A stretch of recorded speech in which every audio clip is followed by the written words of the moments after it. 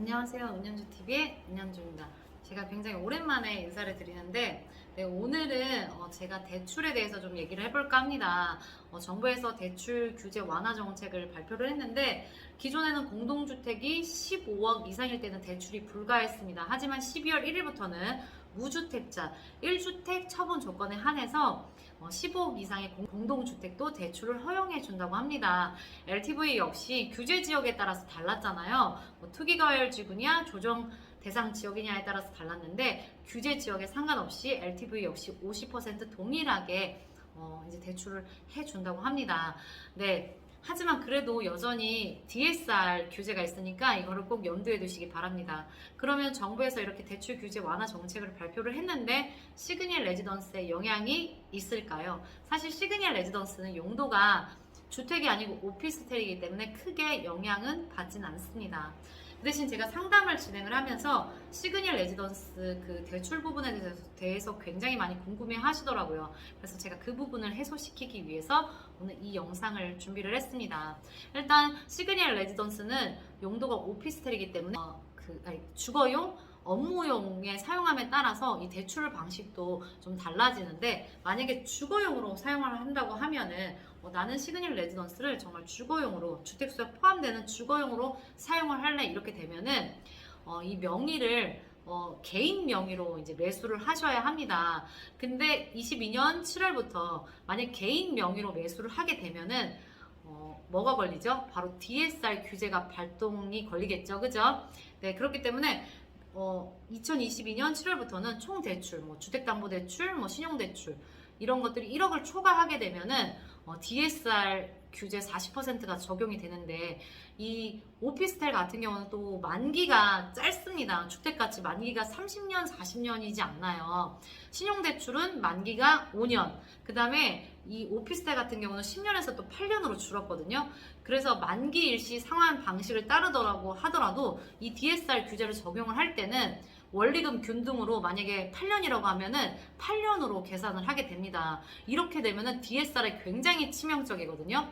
네. 왜냐면 DSR은 내가 1년에 버는 내 소득에 따라서 이 대출을 할 수 있는 금액이 정해지는 건데, 그래서 보통은 이 DSR 규제가 있는 한 개인으로 매수하는 경우는 굉장히 그렇게 드물다고 보시면 될 것 같아요. 자, 그러면은 업무용으로 사용할 때는 보통 어떤 방법을 하시냐?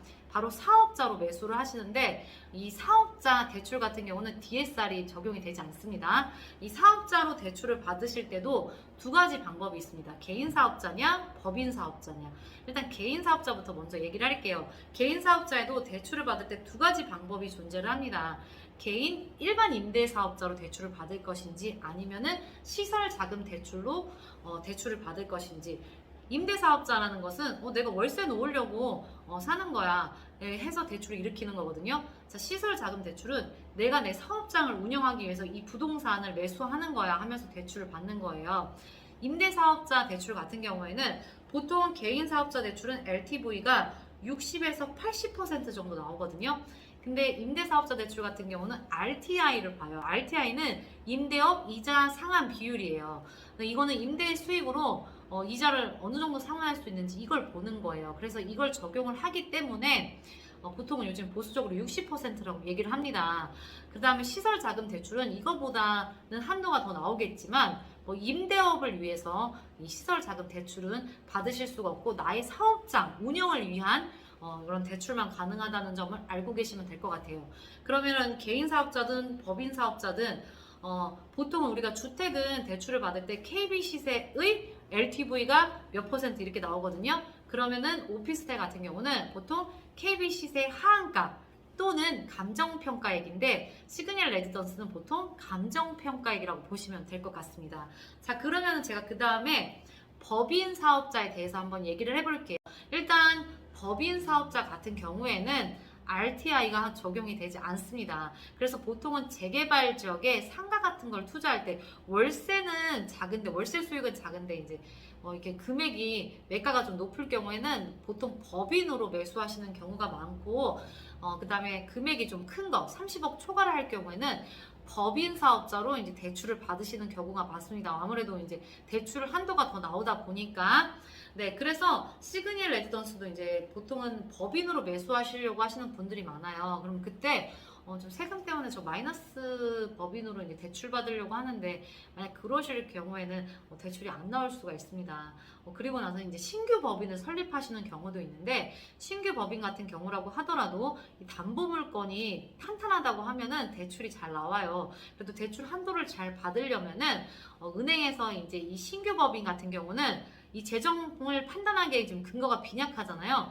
그럴 때는 이 대표자의 개인 신용과 개인 자산을 반영을 합니다. 또 혹은 어떤 그 은행에서는 이 대표자에게 연대 보증을 요구하기도 합니다. 네, 그래서 보통 법인으로 만약에 매수를 하시려고 계획을 하신다고 하면 재무제표를 관리를 잘 하셔야 하고, 그 다음에 제가 이제 시그니엘 레지던스를 이제 매수를 원하실 때 이제 보면은 법인의 매출도 좋았고 이제 재무제표도 잘 관리를 해서 금리도 너무 좋고 대출한도 충분히 받을 수가 있었는데 또 다른 문제가 하나 발생을 하는 거예요. 그래서 그것 때문에 이제 문제가 생겼는데 그게 바로 뭐냐면은 과밀 억제 권역 내에 5년 미만 법인이 설립된 지 5년 미만일 경우에는 취득세가 오피스텔 같은 경우는 주거용, 업무용 모두 취득세가 4.6%로 동일합니다. 하지만 과밀 억제 권역 내에 5년이 안 된 법인 같은 경우는 취득세가 9.4%로 중과가 됩니다. 그럼 과밀 억제 권역이라는 건 뭐냐면은 정부에서 이 밀집되는 것을 방지하기 위해서 여기를 이제 정해놓은 거예요. 여기에다가는 부동산을 취득하면은 취득세를 중과를 먹이겠다. 그럼 과밀 억제 권역은 어디일까요? 서울은 당연히 포함이겠죠. 서울 전 지역 중에 가산과 구로 디지털 단지를 제외한 서울 전 지역이 포함이 되고 경기도에서는 뭐 안양시, 시흥시, 성남시로 쭉쭉쭉 있거든요. 이거는 제가 다 외우질 못해서 이 옆에다 이렇게 띄울게요. 여기 안에서 이제 만약에 법인을 설립하신 지 5년이 안 되면 취득세가 중과가 됩니다. 자, 그러면은 과밀 억제 권역이 아니야. 밖에 있어. 그럼 어떻게 될까요? 그럴 경우에는 5년 미만과 상관은 없어요. 하지만 무조건 투자용, 임대용으로 부동산을 취득할 때만 취득세가 중과가 안 됩니다. 만약 과밀 억제 권역 밖에 있는데 내가 나 여기 시그니엘 레지던스에서 여기 밖에 있는 법인이지만 본점 이쪽으로 옮길래 이럴 경우에는 취득세가 중과가 됩니다. 투자용, 임대용일 때만 중과가 되지 않습니다. 그래서 시그니엘 레지던스 같은 경우에는 이제 이렇게 법인으로 이제 매수하실 때는 일단은 뭐 대출 한도나 금리를 알아보시기 전에 이 부분을 꼭 체크를 해보셔야 할 것 같습니다. 그래서 제가 오늘 시그니엘 레지던스는 이 대출에 대해서 좀 설명을 해드렸어요. 또 이 부분을 또 좀 많이 헷갈려 하시기도 하기 때문에 네. 그리고 제가 이제 시그니엘 레지던스 영상을 항상 자주 올리고 있는데 제가 시그니엘 레지던스 영상 올리게 되면서 정말 너무 많은 좋은 분들과 소통할 수 있는 기회를 얻을 수 있게 되어서 너무 감사하게 생각하고 또 그분들을 위해서라도 제가 시그니엘 레지던스 소식은 계속 전달해 드릴 예정입니다. 네, 항상 제 영상 봐주셔서 너무 감사드리고 저는 다음에 다시 또 돌아오도록 하겠습니다. 감사합니다.